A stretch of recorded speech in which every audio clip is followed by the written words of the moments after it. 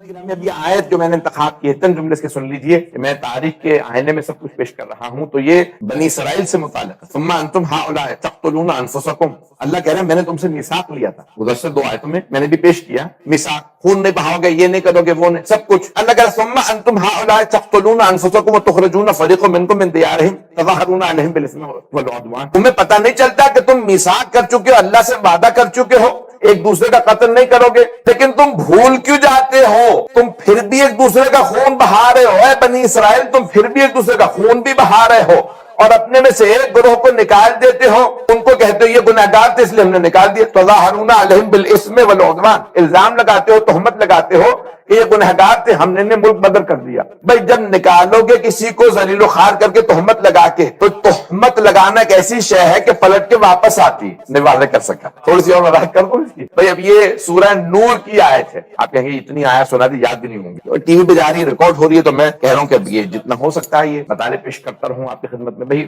اسی محبت سے جیسے دیکھ رہے ہیں ویسے سنتے رہیے گا۔ جانے کی دامی اب یہ سورہ نور 24واں سورہ ہے قرآن کریم کا۔ ان الذین یحبون ان تشیع الفاحشۃ فی الذین آمنوا لہم عذاب علیم فی الدنیا والآخرہ، وہ جو مؤمنوں کے اندر عیب تراشی کرتے ہیں، فحاشی کی نسبتیں دیتے ہیں، ان کے لیے دنیا اور آخرت میں عذاب ہے۔ بھئی نہیں پہنچا سکتے۔ گناہ تین طرح کے ہیں، کچھ گناہ ایسے ہیں جن کا عذاب صرف آخرت میں، جیسے شرک، اللہ مشرک کا رزق نہیں روکتا، اللہ کے منکر ہے پھر بھی اللہ کہتا ہے نہیں کھانے پینے دو، پتہ نہیں لوگ ہیں یا نہیں۔ کہیں پہ آپ نے دیکھا کہ کوئی مشرک ہو اسے کھانا نہ مل رہا ہو، کھاتا پیتا رہتا ہے، اسے رزق ملتا رہتا ہے، نہ اللہ اس سے مکان چھینتا ہے، نہ اللہ لباس چھینتا ہے۔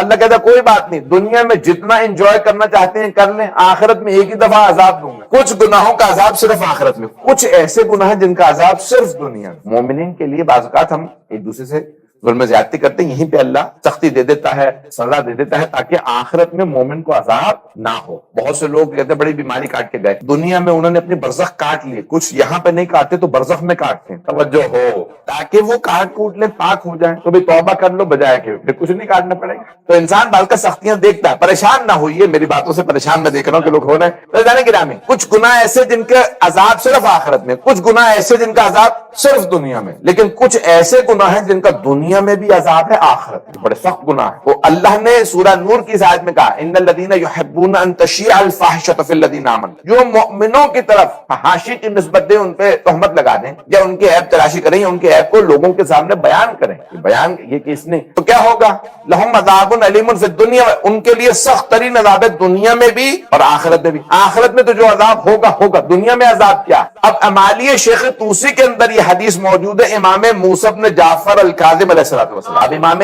ہفتم یہ حدیث فرماتے ہیں، حدیث کیا ہے؟ من عیر مؤمنا بمعصیۃ لم یمت حتی یرتکب، جو کسی مؤمن کی طرف عیب کی نسبت دے دے، عیب جوئی کرے، تہمت بھی لگائی یا اس کو بیان کر دے، وہ تب تک نہیں مرتا جب تک کہ خود اس گناہ کا مرتکب نہ ہو جائے۔ یہ ہے دنیا کا یہ عذاب، نہیں تو اور کیا، سخت حدیث ہے، کیا کروں۔ فضلان گرامی یہ ایسے الفاظ ہر جگہ موجود ہیں، تو اب عذاب اللہ کا مختلف شکلوں میں آتا ہے۔ ایک صاحب کہنے لگے ارے میں نے خدا کو ماننا چھوڑ دیا، نماز چھوڑ دی، والدین کی خدمت چھوڑ دی، روزے چھوڑ دیے، سب کچھ چھوڑ چھاڑ دیا، کچھ بھی نہیں ہوا۔ تو کسی نے لکھا بھئی اس سے بڑا تیرے پہ عذاب اور کیا ہوگا، تو سارے عقائد سے ساری عبادتوں سے محروم ہو گیا، اس سے بڑا تو عذاب کیا چاہ رہا ہے اللہ کا۔ پتہ نہیں لوگ ہیں یا نہیں۔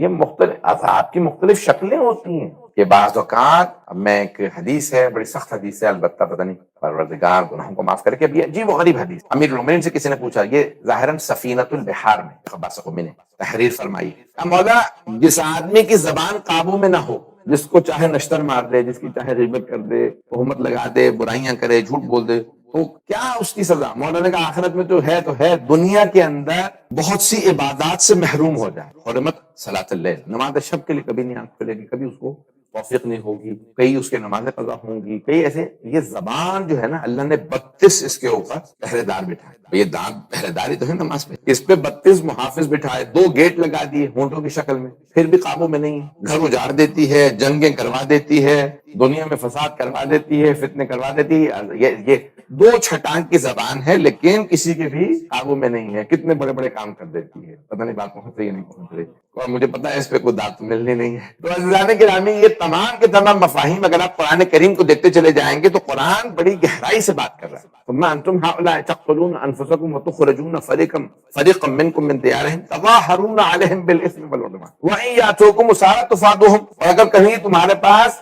قیدی آ جاتے ہیں تو تم ان کا فدیہ دیتے ہو، وَهُوَ مُحَرَّمٌ عَلَيْكُمْ إِخْرَاجُهُمْ، کہ ان سے تم لے کے فدیہ دو تو یہ تم پہ حرام ہے، یہ آیت جو چل رہی ہے۔ اور پھر کیا ہوتا ہے؟ اَفَتُؤْمِنُونَ بِبَعْضِ الْكِتَابِ وَتَكْفُرُونَ بِبَعْضٍ، کیا تم کتاب کے بعض چیزوں پہ ایمان لاتے ہو، بعض پہ ایمان نہیں لاتے؟ وَمَا جَزَاءُ مَن يَفْعَلُ ذَلِكَ إِلَّا خِزْيٌ فِي الْحَيَاةِ الدُّنْيَا وَيَوْمَ الْقِيَامَةِ يُرَدُّونَ إِلَىٰ أَشَدِّ الْعَذَابِ۔ اللہ فرماتا ہے ایسا کرنے والوں کے لیے کیا ہے کہ دنیا میں ذلیل و خوار ہوگا اور آخرت میں شدید عذاب میں مبتلا ہوگا۔ وَمَا اللَّهُ بِغَافِلٍ عَمَّا تَعْمَلُونَ، اللہ غافل نہیں ہے ان چیزوں سے کہ جو تم لوگ کر رہے ہو۔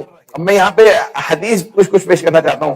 آج حدیث و آیات بعض کا تو انسان پہلے سے مطالعہ جو کر رہا ہوتا ہے بہت زیادہ چیزیں واپس آ رہی ہوتی ہیں، کچھ ایسی ہوتی ہیں جو پچھلے مطالعات ہیں اس میں سے بھی چیز آ جاتی ہے اور انسان سوچتا ہے کیا پڑھوں کیا چھوڑ دوں، اور وقت بھی مد نظر ہوتا ہے۔ تو عزیزان گرامی، یہاں ایک مولا امیر کی بڑی پیاری حدیث ہے، جب سوچتا ہوں تو عجیب و غریب کیفیت ہو جاتی ہے، رونگٹے کھڑے ہو جاتے ہیں۔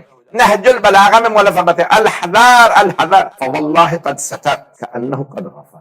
پتہ نہیں یہ حدیث الحذار، بھائی بی ویئر، آگاہ ہو جاؤ، وارننگ دے رہا اللہ کے۔ مولا امیر کہتے ہیں کہ وارننگ ہے، تحدید، انہیں وارننگ دی جا رہی ہے کہ فواللہ قد ستر، اللہ اتنے پردے ڈالتا ہے، اتنے پردے ڈالتا ہے کأنہ قد غفر، کہ آدمی سوچنے لگتا ہے میرا تو گناہ معاف ہو گیا ہوگا، میں نے تو توبہ بھی نہیں کی۔